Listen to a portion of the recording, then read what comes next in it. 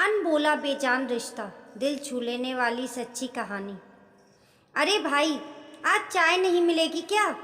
सुबह जॉगिंग से वापस आए शाश्वत ने जोर से कहा और अपने कमरे में चला गया। तभी श्रेया चाय लेकर आई और बोली, मम्मी, मैंने पापा को चाय दे दी है। ये आपकी व शाश्वत की चाय है, उसके कमरे में दे देना। नंदिनी आश्चर्य से बोली। तो श्रेया हड़बड़ी दिखाते हुए बोली, मम्मी, मैं ब्रेकफास्ट बना रही हूँ, प्लीज़ आप चाय दे दीजिए ना। कहती वो रसोई में यूं भागी मानो 2 मिनट में पता नहीं क्या हो जाएगा। नंदिनी शाश्वत की चाय लेकर उसके कमरे में आई तो शाश्वत ने जल्दी से उसके हाथ से ट्रे ले ली। दोनों साथ साथ चाय पी ही रहे थे कि तभी सुधीर आ गए। अरे वाह, आज माँ बेटे साथ साथ। हाँ, आज श्रेया का नाश्ता नहीं बना, बेचारी ने चाय भी नहीं पी। मैं जाकर रसोई में उसका हाथ बटा देती हूँ, कहती हुई नंदिनी अपना कप रखकर चल दी। श्रेया, क्या मदद करूँ? मैं पराठे बना देती हूँ, तू चाय पी ले। नहीं मम्मी, बस हो गया, मैं आराम से बाद में चाय पी लूँगी। फिर भी वह बहू के हाँ काम में हाथ बटाने लगी। जाने क्यों आज श्रेया कुछ चुप चुप सी लगी, मानो किसी विचारों में खोई हो, वरना वह कुछ ना कुछ इधर उधर की बातें करती रहती है। नाश्ते की मेज पर वो भी यंत्रवत काम करती रही। कहीं शाश्वत से कुछ नहीं नहीं, ये तो मस्त है, रोज की तरह बातें कर रहा है। भ्रमजान नंदिनी अपने कार्यों में व्यस्त हो गई। शाम को शाश्वत आया तो श्रेया अचानक सिर दर्द की बात कहकर चाय का कप लेकर अपने कमरे में चली गई, जबकि शाश्वत की चाय वहीं रह गई। शाश्वत अपने नए प्रोजेक्ट के बारे में सुधीर से बात करता रहा। श्रेया व शाश्वत शाम को रोज कहीं ना कहीं घूमने के लिए जाते हैं, पर आज श्रेया के सिर में दर्द था, सो वो कहीं नहीं गई। शाश्वत उसके लिए दवा लेकर गया। किसी डॉक्टर के पास चलें क्या? नहीं, ज़रूरत नहीं है। श्रेया के सपाट से जवाब से वो चुप हो गया। सुबह फिर वही टिफिन नंदिनी को देते हुए बोली, मम्मी, शाश्वत को दे दीजिएगा। नंदिनी कुछ बोलती कि उससे पहले शाश्वत आ गया। टिफिन देखते ही बोला, थैंक्स श्रेया, मैं जा रहा हूँ। कहते हुए शाश्वत नीचे चला गया तो भी श्रेया कुर्सी में बैठी अखबार में नजरें गड़ाए रही। तभी उसे लगा कि नंदिनी उसकी ओर आश्चर्य से देख रही है। श्रेया हड़बड़ाकर जल्दी से उठ गई, पर तब तक शाश्वत नीचे जा चुका था। अनमनी सी बालकनी में खड़ी श्रेया शीघ्र ही वापस आ गई। जैसे ही शाश्वत निकला, श्रेया फिर से सबके साथ सामान्य व्यवहार करने लगी। नंदिनी को अंदाजा हो चुका था कि बहू और बेटे के बीच कुछ तार खिंच गए हैं। नंदिनी दोनों के व्यवहार से कुछ बेचैन सी हो गई थी। दोपहर का खाना खाने के बाद वे आंख बंद करके लेट गई। उलझा हुआ दिमाग बार बार श्रेया की तरफ जाता रहा। जाने क्यों उसकी मानसिकता उसे बड़ी पहचानी सी लगी। कई बार हिम्मत करके श्रेया से बात करने का ख्याल आया, पर हर बार उसके कदम ये सोचकर ठिठक जाते कि कहीं श्रेया इसे बेवजह की दखल अंदाजी न समझे। फिर शाश्वत की गैर मौजूदगी में उसका सामान्य व्यवहार उसे भ्रम की स्थिति में डाल देता था। श्रेया के चेहरे में नंदिनी को अपना पुराना अश्क दिखाई देता जब नंदिनी की सुधीर के साथ शादी हुई थी। सुधीर स्वभाव से शांत और उसका बेहद ध्यान रखने वाले पति थे। नंदिनी के मायके वाले व अन्य रिश्तेदार उसके भाग्य की प्रशंसा करते ना अघाते।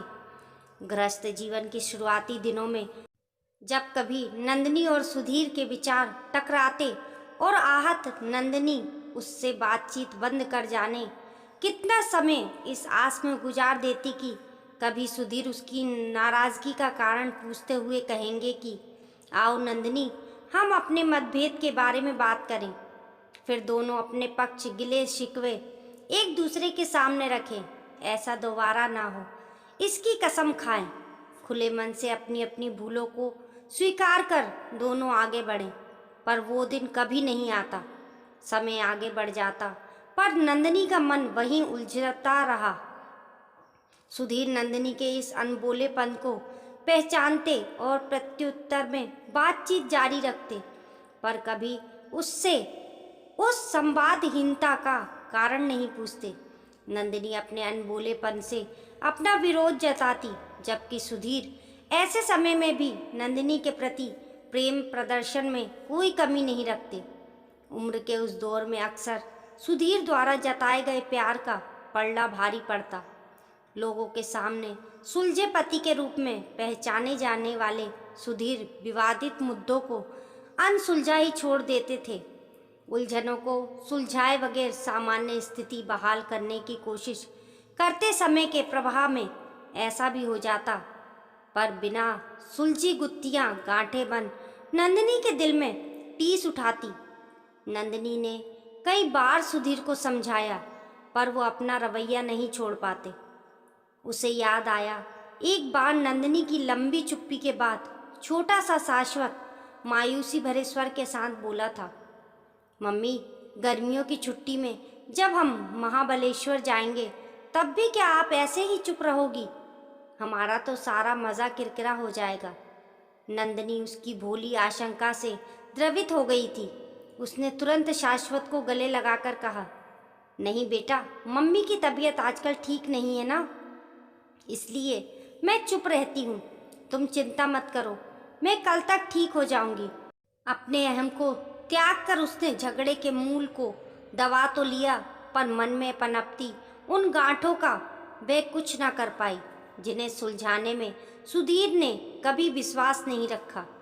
आज उदास श्रेया में स्वयं को और शाश्वत में सुधीर को देख वे सिहर गई। नहीं, साधारण सा दिखने वाला दोनों का यह व्यवहार सामान्य नहीं है। शाम को शाश्वत घर आया तो छाई चुप्पी को देख पूछ बैठा, मम्मी, श्रेया घर में नहीं है क्या? बेटा, आज वे अपनी सहेली पूजा के साथ शॉपिंग के लिए गई है। मैं चाय बना रही हूँ, तुम फ्रेश हो जाओ, हम साथ चाय पियेंगे। आज कितने दिनों बाद मुझे अपने बेटे के साथ अकेले समय बिताने का मौका मिला है। मम्मी, तभी तो कहता हूँ श्रेया को उसके मायके भेज देते हैं। शाश्वत के इस मजाक पर वह हंस पड़ी। एक दिन भी रह पाएगा उसके बगैर? शाश्वत माँ की बात पर मुस्कुरा पड़ा। वे शाश्वत की आंखों में श्रेया के प्रति उसका मौन समर्पण साफ देख पा रही थी। अचानक वह बेटे से पूछ बैठी, तुम्हारे और श्रेया के बीच में सब ठीक तो है ना? माँ के अकस्मात किए इस सवाल पर शाश्वत असहज हो गया था। मम्मी, आप ऐसा क्यों कह रही हैं? नंदिनी से आंखें चुराते हुए वो बोला।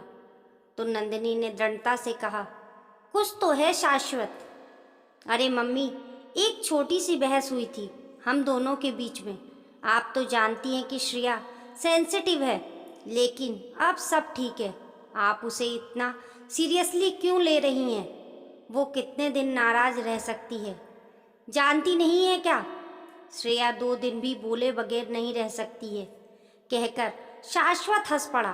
तो नंदिनी गंभीर स्वर में बोली, बेटा, यह अच्छी बात है कि बहू कोई बात ज़्यादा दिन तक अपने अंदर नहीं रखती है, पर फिर भी कोई बात उसके भीतर जन्म लेकर ग्रंथि बनकर पनपे, उसे समय से पहले ही उखाड़ कर फेंक दो। तुम्हारे द्वारा अपनाया गया सामान्य व्यवहार उसे अपनी उपेक्षा का एहसास करा रहा है। बेटा, बातचीत बंद हो तो बातों का सूत्र वहीं से पकड़ो जहाँ से बातचीत बंद हुई हो, नहीं तो अनबोलापन तुम्हारे रिश्ते को दीमक की तरह चाट जाएगा। छोटी छोटी बातें उसे तनावग्रस्त कर देंगी। ये क्या तुम देख सकोगे?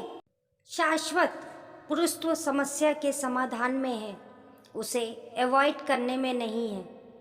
शाश्वत की चुप्पी में नंदिनी की बातों का असर दिखने लगा था।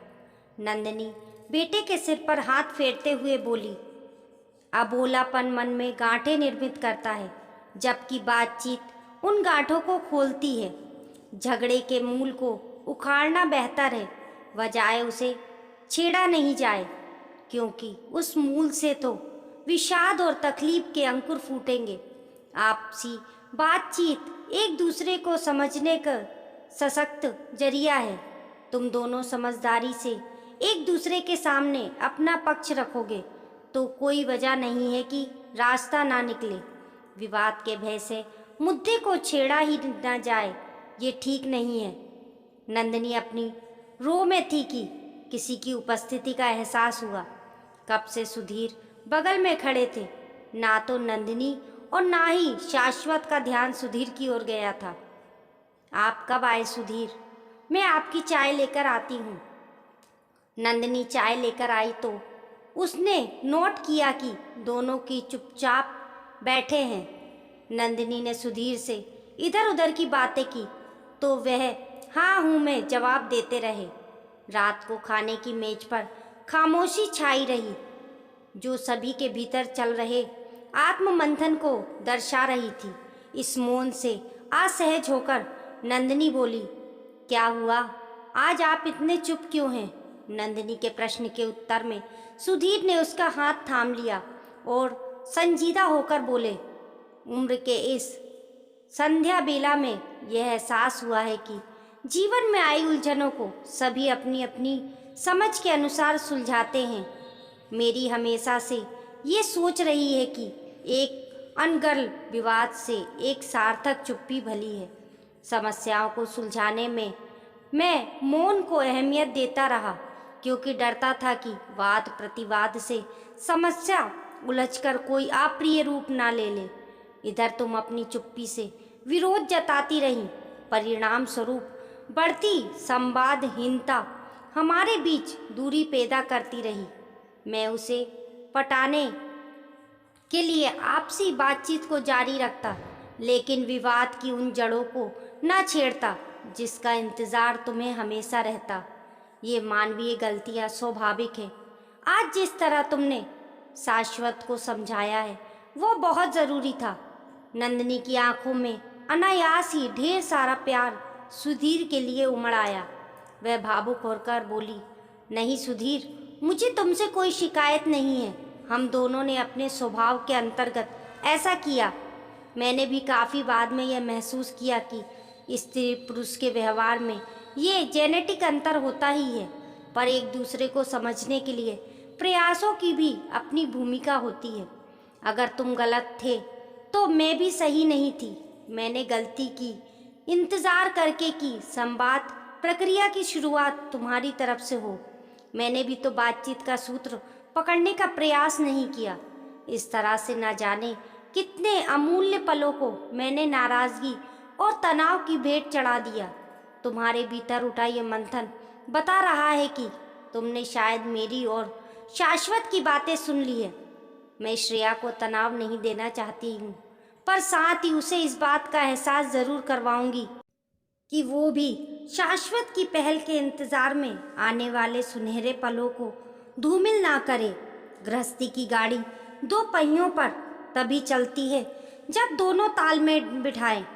नंदिनी की बातें सुनकर सुधीर ने प्यार से उसका हाथ चूम लिया। सुधीर के समर्पण को देख वो भावुक हो उठी।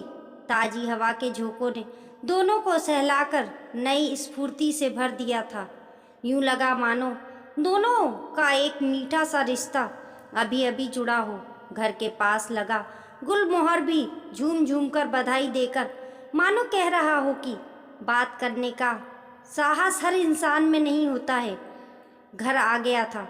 श्रेया और शाश्वत सोने चले गए थे। देर रात तक उनके कमरे से बातचीत की धीमी धीमी आवाज़ें आती रहीं। सुबह नंदिनी रसोई में आई तो सुखद आश्चर्य में डूब गई। श्रेया चाय बनाती हुई कुछ बोलती जा रही थी और शाश्वत आराम से किचन की रेक पर बैठा उसे निहार रहा था। ये देखकर नंदिनी चुपके से बाहर आ गई और बरामदे में अखबार लेकर बैठ गई। संवादहीनता खत्म हो चुकी थी। रिश्तों पर जमी बर्फ को प्यार व मनुहार की गर्मी से पिघला दिया था। ऐसे में स्वतः ही घर एक स्वाभाविक उल्लास से भर गया था। पर नंदिनी कुछ और भी सोच रही थी। नहीं, ये तो अभी आधा प्रयास है।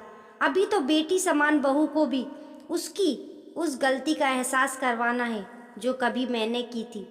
अब श्रेया की बारी है ये समझने की कि संवादहीनता रिश्तों में लगी दीमक के समान होती है। मेरा रिश्ता बचा क्योंकि सुधीर ने हर हाल में संवाद को कायम रखा। कभी मैं कहूँ कभी तुम के संगीत पर चलना ज़रूरी है कि एक दूसरे के प्रयासों को फॉर ग्रांटेड ना लेकर स्वयं के प्रयासों को जारी रखने में समझदारी है। दूसरों की पहल के इंतज़ार में स्वयं का इजहार हमेशा अच्छा होता है। क्या हुआ मम्मी? श्रेया ने अपनी ओर प्यार से निहारती नंदिनी से पूछा तो वह मुस्कुरा दी। उसे उम्मीद थी कि समझदार श्रेया नंदिनी के अनुभवों से उपजी सीख को अपने जीवन में ज़रूर उतारेगी ताकि आने वाली खुशियाँ सन्नाटे से डरकर अपना रास्ता ना बदलें। दोस्तों, कहानी पसंद आने पर लाइक करें और अपने दोस्तों के साथ शेयर करें। हमारे YouTube परिवार का हिस्सा बनने के लिए चैनल को सब्सक्राइब करें। कमेंट बॉक्स में बताना ना भूलें आपको कहानी कैसी लगी। मिलते हैं फिर एक नई कहानी के साथ।